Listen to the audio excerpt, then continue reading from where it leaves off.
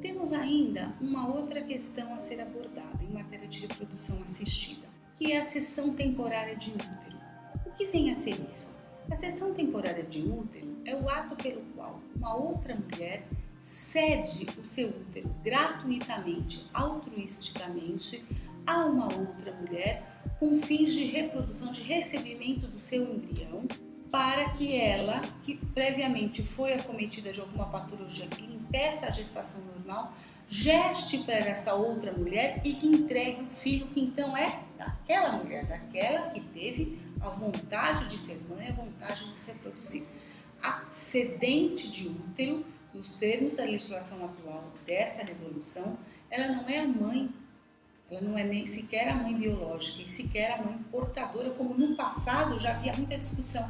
Mãe é quem gesta, é quem vai ter o direito à licença maternidade, esta é a mãe, quem é a mãe, quem deu material genético, quem gestou. Havia essa discussão, esta foi até palco de uma novela já há 20, 30 anos atrás, chamada Barriga de Aluguel. Mas hoje em dia, para tentar dirimir esse tipo de problema, a resolução 2168 de 17 deixa bem claro que a mãe é aquela que teve o intuito de se reproduzir. A cedente do útero vai apenas ceder o útero gratuitamente para que se desenvolva o filho, então, desta outra pessoa. Nesse sentido, o que aconselha a resolução? Que essa pessoa que vai ceder o útero, ela faça parte da família da criança a ser gerada, num parentesco até o 4º grau. Pode acontecer, entretanto, da moça em questão não ter nenhum parente nesse grau plausível de lhe ceder o útero. Aí entramos num viés chamado de cessão temporária de útero não relacionada. Ela deverá oferecer o seu caso a critério do Conselho Federal de Medicina, que vai observar a exposição de motivos, as potencialidades, as situações e indicar alguma pessoa conhecida ou não desta moça para que proceda então à cessão do útero. Para a realização da cessão temporária de útero, precisa tanto de um relatório médico atestando a natureza do caso, quanto da assinatura do consentimento informado de ambas as partes da relação. Por fim, trata ainda a resolução da reprodução assistida pós-mortem. Como é que ela pode ser feita?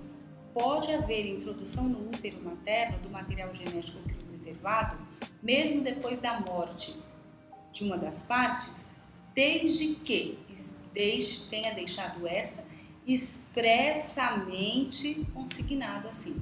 Então, no consentimento informado, ela diz: no momento em que eu estou predisposta a participar desta técnica, eu permito que o material genético seja introduzido no útero de minha esposa ou companheira, mesmo depois da minha morte. Era esta anuência expressa que faltava à previsão legal do Código Civil. Percebe? Porque só a vontade antecipativa... Não, porque a gente viu que a qualquer momento pode haver um arrependimento eficaz antes da introdução do material genético no útero da mãe portadora, que pode ser também a mãe biológica ou não. Então é muito importante o expresso consentimento de todas as partes envolvidas no processo de reprodução humana assistida. É válido ressaltar que as exceções existem e que elas serão apreciadas casuisticamente, caso a caso, pelo Conselho Federal de Medicina. A partir dali, o que é que se faz? Toda vez que há uma tentativa de confusão dos papéis familiares, a lei vem forçosamente trazer um norte basilar para a tentativa dessa resolução. Então, o Código Civil, a Lei de Biossegurança e a Resolução 2168 do Conselho Federal de Medicina tentaram regulamentar, dar um norte basilar para o projeto de reprodução assistida. O filho havido por qualquer uma destas técnicas obedece aos ditames do Código Civil de 2002 no que tange às presunções de paternidade. E desta forma, não há que se questionar a parentalidade daquele feto. Ele não tem a minha carga genética. Claro que não tem. Ele é fruto de inseminação por doador, mas foi com a sua expressa autorização que a técnica foi feita, para evitar o que se chamou no passado de adultério casto. Assim caminha então a família na pós-modernidade, a filiação na pós-modernidade. Nesse sentido, se diz que o parentesco pode ser afetivo ou biológico, ou de outra origem. Todo filho produzido nesta sistemática de reprodução assistida heteróloga inserido está nessa situação de outra origem, sendo igualmente filho, sem nenhuma distinção com o filho biológico natural, fruto ou não das técnicas de reprodução assistida.